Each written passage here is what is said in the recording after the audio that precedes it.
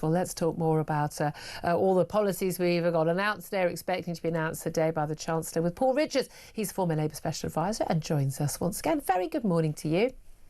Good morning, and thank you very thank you very much indeed for joining us. Just briefly, let's talk about the spending review, because we've got some other announcements I want to get to. But this whole, fixing the foundations of the economy, that's done. Growth, that's done. Only thing is, no one is really feeling any of that. So where is she getting all the money from for these massive spending announcements we're expecting today? Well, I'm coming to you from the heart of Westminster, so the actual division bell may ring any minute, summoning the MPs off to hear what Rachel has to say. And I've spoken to about half a dozen this morning, Labour MPs, feeling really optimistic that they've turned the corner, because we are now going to start seeing some of the delivery that people are so desperate for. What she's setting out today is going to be some really big spending commitments, everything from housing through to education, policing, more money for councils to repair local playgrounds, potholes being filled, the real fabric of the community, the stuff that people want to see. And there is a sense that now, after a rocky year, we're going to start seeing some real delivery. And the question was, where's the money going to come from? Yeah, I was just going to say, that was your question. I was coming to that. Well, obviously, for example, the increasing expenditure on defence is coming by cuts to the overseas aid budget, and I think in the statement you will see some cuts to government departments this afternoon, as well as some of these spending commitments. Obviously, and Claire will know this as a former special advisor. You get all the good news out at the front. You don't. And then all the small print will have the bad. We'll just basically have to look at the. May well come later. So we'll look at the faces of the ministers and on the bench to see who's happy, who's not. Word is that Angela Rayner, we'll come to watch her announcements. Angela Rayner's happy with the deal she's got. Yvette Cooper, the Home Secretary, not happy. Talk about police cuts. Given that we've got, a lot of concerns over crime, a lot of concerns over basically, the effective decriminalisation of so-called low-level crime. It's not low-level if there's someone shoplifting your goods or stealing your phone or your bike. I'm not sure that's going to go down well with the general public, is it? Well, I'm slightly wondering whether this is a classic bit of misdirection, where the briefing is that she's done really badly, and then they'll say, look, ta-da, the rabbit out look at this rabbit, more cops. And we both know a guy called Damien McBride, who is sort of the master of this stuff, and he's behind the scenes here. Quite possibly, I think, sort of playing with our expectations a little bit, and briefing is going to be a disaster, and then when it's not a disaster, that's a triumph. So let's see. The good news is, Julia, in about 3 hours we will know. So no less than that. No, less than that. Indeed, we'll know in about an hour or so. If you're a political geek, of course, this is like Christmas. We're all very, very excited. Well, again, but the trouble is again, you mentioned over the defence that'll be paid for, and again, it's not going up as much as Mark Rutte, the NATO Secretary General, wants it to go up to, and as many military believe that it should go up to. But as well as I do, we were told that everything is going to be spent covered by growth. Can't borrow anymore. £105 billion a year going out just on servicing the current debt we've got. We've got problems in the NHS, problems in our schools. We haven't got enough police. We need to build more prisons. I'm all in favour of building nuclear reactors, and that's some good, sensible infrastructure work that we need done, reservoirs and all of that. But at the end of the day, we haven't got the growth at the level of anywhere close to the level and the confidence in the economy, which is going to deliver those extra tax receipts to pay for everything. So what taxes are going to go up in the autumn, do you think? Well, I'm not privy to that, and it may well be there will have to be some tax rises. But in the meantime, there will be cuts to government expenditure in some areas, such as we'll hear of in the next hour. Well, I fear that the Department for Culture, Media and Sport may find itself on the wrong end. I'd be delighted to hear that. And it could well be that. Well, but that's small change. That doesn't quite significantly. Well, it all helps, doesn't it? Every little helps. And I think, but that's if it is little. There will be losers in this. Like I say, we've got all the good news out: the new nuclear reactors, the defence expenditure, the NHS getting the money it needs to start bringing down those waiting lists. But there will be departments. Hold on a minute. The NHS has been given money to bring down the waiting list for the last 3 years, and they've barely touched the sides of the waiting list. Which is why you need the reform. Which is why you need more money. All those billions didn't work, so we'll have more money. Reform. I mean, if anyone is a reformer, it's Wes Streeting. He's on the wrong side of the unions because he says they need to get more productivity in the NHS. But of course, you need that as well. Plus, we all need to take more responsibility for our own health as well, which is what we've been arguing for 20 years. You can't just have a service that patches people up when they're overweight and ill. You have to do something about it yourself. So let's give out free fat jabs on my dime. Yeah, that'll solve it.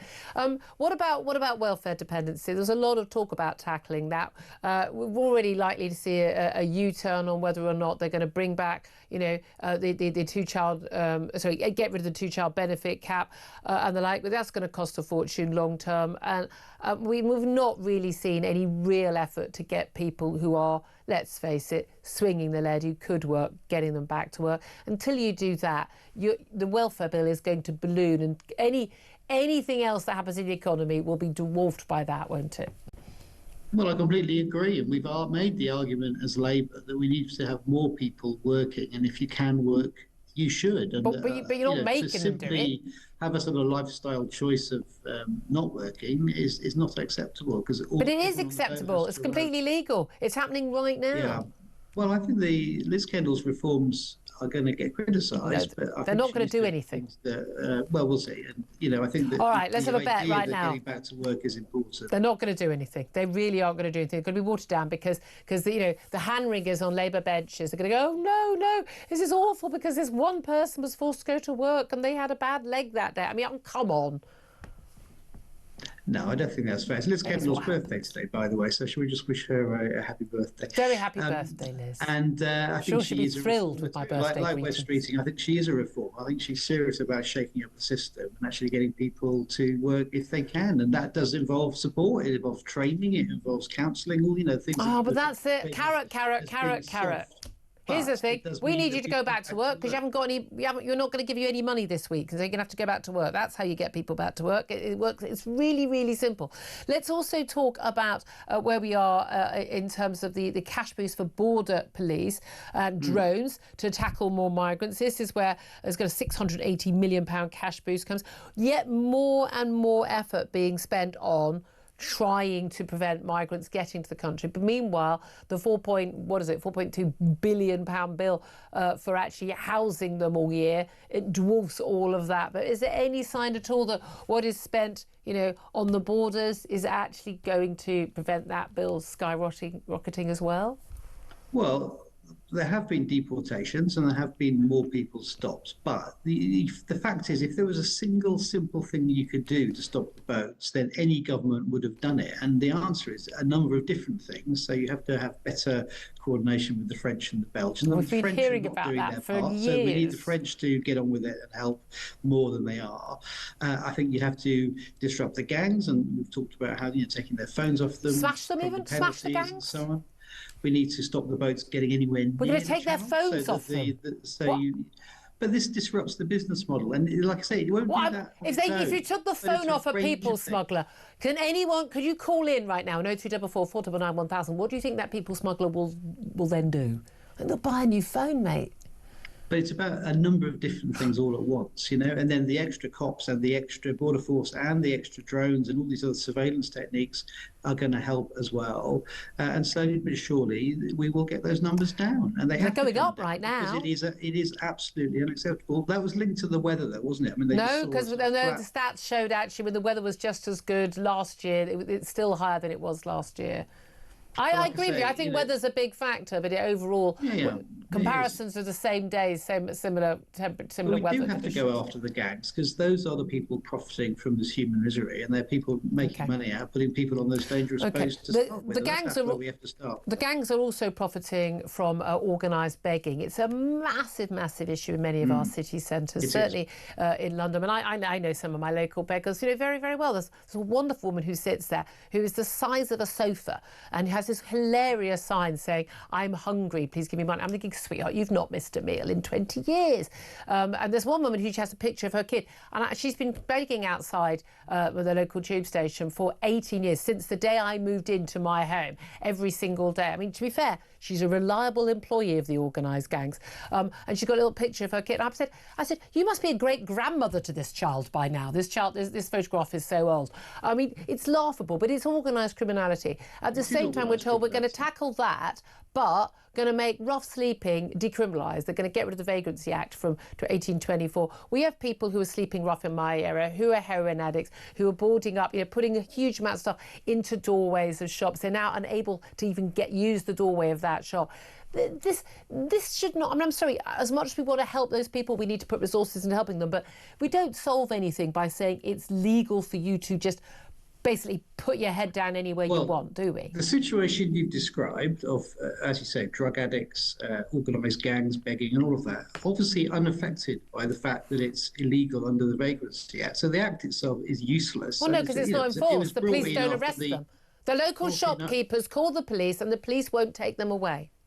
The way you tackle rough sleeping is through trespass laws, so people can't just set up tents in parks.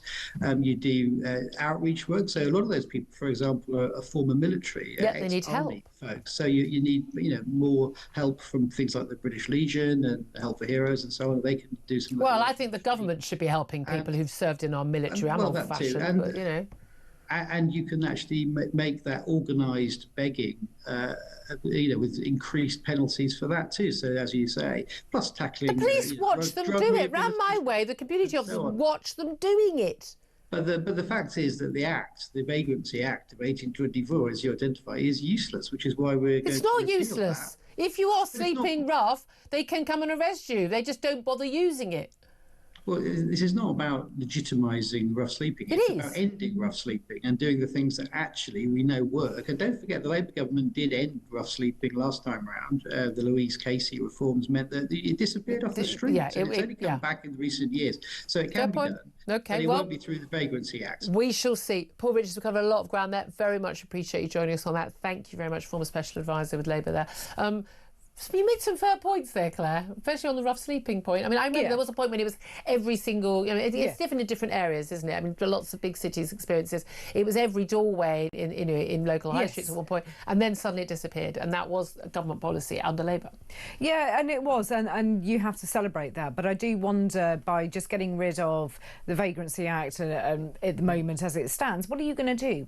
How are you going to help people out of homelessness? And I think it's all very well to say we're going to, charities can be involved, especially when there are veterans. But how about just we enforce the laws that we already have? Why don't we? Exactly. Also, I really object. There was people collecting for homeless veterans outside my local train station, and obviously contributed. It's really important. I really don't think people should have to rely on charity if they've served in our military. No, absolutely. And need help afterwards. I think it's an abomination that is the case. Shouldn't have to be a single charity. They do amazing work, but there shouldn't have to be a single charity that does that.